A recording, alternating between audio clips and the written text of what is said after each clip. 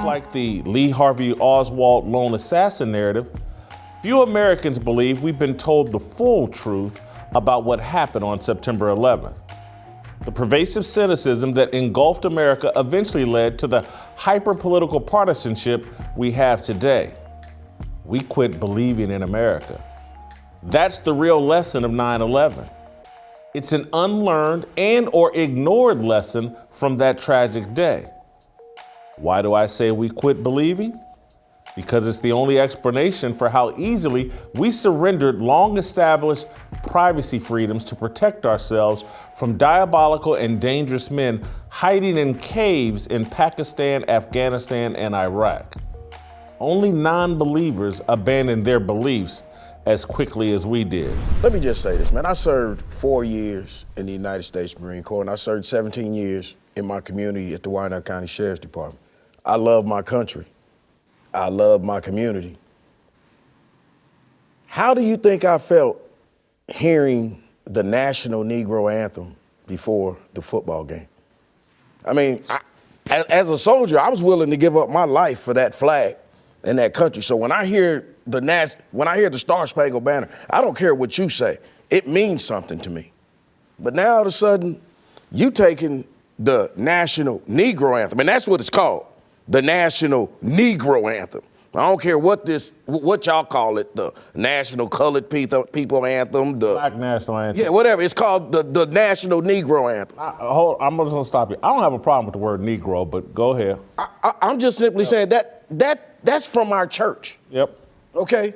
Now, to me, you're doing the same thing with that you're doing with 9/11. You commercialize it. Cue Alanis Morissette, because isn't this ironic? You talk about diversity, and that rainbow coalition gets replaced by a white guy. It's interesting but highly questionable. This is interesting but highly questionable. I watched that show here and there. I thought the one thing that I really liked about was the dynamic between Dan Le Batard and his father. His father was an immigrant from Cuba, and it worked. It was very charming. He looked like a very, very interesting individual. He was very funny. That show was never going to last without Dan Le Batard, much the way First Take has really become Stephen A. Smith's show. And that's the bottom line. But I wasn't a fan of that show because I thought at its peak, whatever it was like Willy Wonka and the SJW factory. It just didn't jibe to me.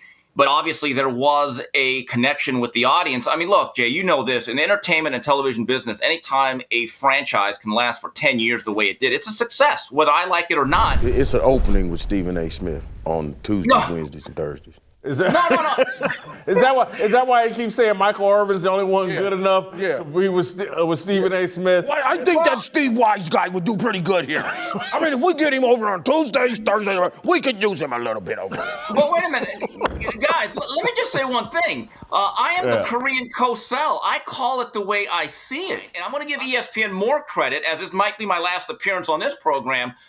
Your tweet last night, Jason, got me going. When you said, I like the Mannings here. So that piqued my interest. I went to my ESPN Plus. I had my laptop, and I had the game on the big screen.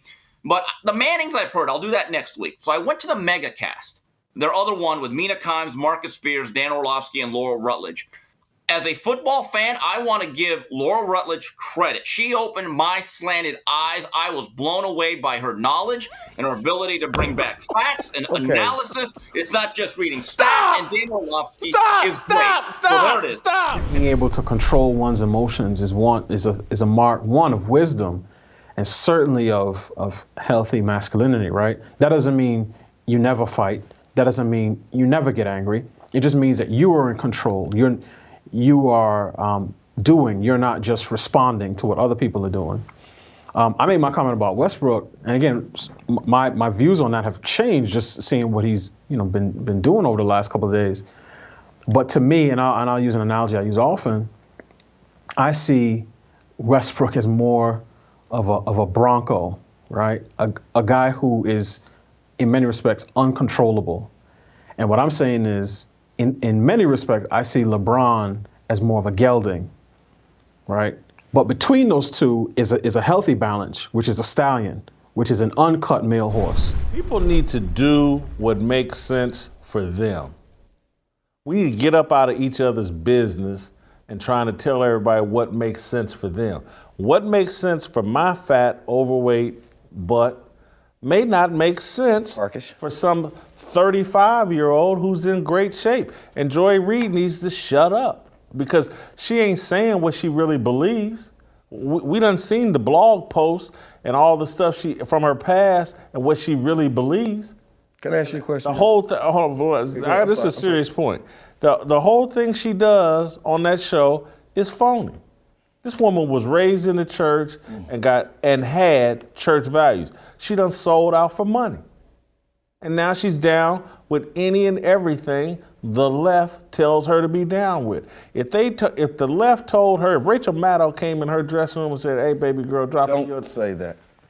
You got to go spit on your mama to prove that you down with her," Joy Reid would go spit on her mama. Football makes people feel good, and we live in a country where people do things that make them feel good. They might be ashamed of it. They might tell somebody they don't do it. People might say, "Man, I ain't never eaten McDonald's. I don't go to McDonald's." Go past McDonald's at noon any day of the week. Go past there on a Saturday. They got 2 lines. They had to divide it and make it to where it's 2 lines because that's how many people want to get up in there and get get that filet of fish, that McRib, whatever it is you're getting. People are there. That's what the NFL, they are not putting football on Thursday nights. They're not expanding it and making it to where it's 17 games because they don't think people are going to watch. They know what they're doing. The NFL knows what it's doing. Whether you like it, whether you don't like it, I will give them credit for this. They have built a brand that is a monster, and we will revisit this sitting in chairs 15 years from now having a drink, and I'll tell you, we'll still be watching and talking about the NFL because it's not going anywhere. That this is the moment where you draw back and slap the hell out of Jason and go ahead and tell him exactly, prove your point right now. Slap the hell out of him. Draw back. Come on, draw back, Greg. Do it like you fixing your hair. That's what Jimmy was laughing about before. There it is. Come on now. Well, look, what you just said about Stephen A., I think I actually agree with, but I don't even see what that has to do with my point. I mean, Stephen A., you're right. I mean, in America, we want to have Americans to cheer for. Americans don't tend to cheer for foreign athletes. I mean, they do a little bit, but it's rare to have the face of a sport be someone who doesn't speak American and speak English. But I don't see what difference that makes to the point. I mean, the point is the Twitter mob jumped all over Stephen A. In fact, it enhances my point because even if Stephen A. didn't say anything wrong, the Twitter mob jumped all over him and made Stephen A. get down on his knees and start begging for forgiveness. God gave this responsibility all the way back in the Garden of Eden to man. The responsibility of the condition of the world was on Adam. And even though Eve was first deceived, when God shows up on the scene, Adam, where are you? And even to this day, I know where culture has gone. I know how things have shifted and all these kind of things and time and things have gone by. As God looks at the condition of the world, where are you, Adam? This is your doing. You let this get out of hand. You let this get in a condition. So if we're going to get it back right, it starts with us. And so within our congregation, we have a lot of great men, and those men leading forward, the women see that, the families see that, the kids see that. That's one of the things I enjoy about it is that all the kids in our congregation can look and see, man, here are some godly men trying to do what God has called them to. My period of time of playing in the NBA took more physical punishment going down the lane than Isiah Thomas. Say it again. Say it again. Accurately, say it one more time. Factually and documented. There is no player that took more physical abuse going down the lane than Isiah Thomas. Those are facts. Now, they show the Pistons hitting Jordan. Okay, well, you know, they act like Jordan and the Bulls act like they didn't have enforcers. Oakley didn't play with him. Bill Cartwright wasn't his team. You know, they had some enforcers. Dave Corzine, you know, all the way back through the day. Artis Gilmore. I mean, he played with some rough boys. And the way they painted it is like them guys weren't on his team. So I was getting hit too. I just didn't cry about getting hit. When you sing the national anthem and then you sing the Black national anthem, the only thing that it does is it's emphasizing our separateness. And what our founding fathers, when they wrote the Constitution and everything else, they were talking about bringing us together under one umbrella, under one Constitution, where all men and women are created equal. Well, let's come up with a new national anthem that we all agree on. And once you do that, then their next step will be, well, let's come up with a new constitution that we all agree on. Oh, now let's come up with a new Declaration of Independence. And the only thing I'm trying to tell black people every day, like, hey man, I know shit started out bad, but that Declaration of Independence, Constitution, and National Anthem, it worked for us. Maybe it wasn't intended for us, but it did work for us. They'll say, black men, they voted for Trump because they hate black women, because they want to be part of the white power structure. They'll say anything they can to keep us in line. And as you said, Nicki Minaj noted the fact that many other artists think about COVID and the vaccine the same way she does. They just don't want to say it publicly. And that's one of the big problems. And that's why I'm actually encouraged to see the fact that some of the people leading the exodus from the Democratic House, however you want to characterize that house, are black men. Partly because it would be one of the first movements that black men have led in quite some time. And partly because we're at a point now where we need lions, not house cats. And too many of our men are sitting there on the porch, spayed, neutered, docile, and perfectly content to eat out of the master's hand. Lamar Jackson, football is so important, and he's so all in on football. And I'm just not sure if Aaron Rodgers is there at this point mentally.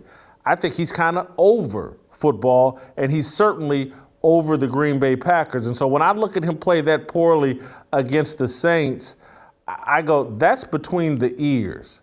That's a guy who's a short-time employee in Green Bay, who's frustrated, who's got things going on in his personal life.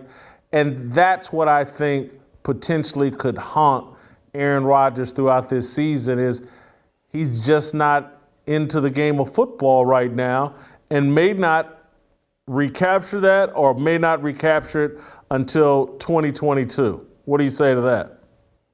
He's prideful. I believe he's not fed up with football. I believe he is fed up with the Green Bay Packers. This is my problem I have with Nicki. Nicki has 8 trillion Twitter followers. Yes. And you are going around telling the people, I don't care if you want to spread false rumors about the vaccine. Dr. Fauci do it all the time. Nothing gonna happen to you. But I need to know, Nicki, in our country, when a man have a flat tire, it is the woman's job to blow it up.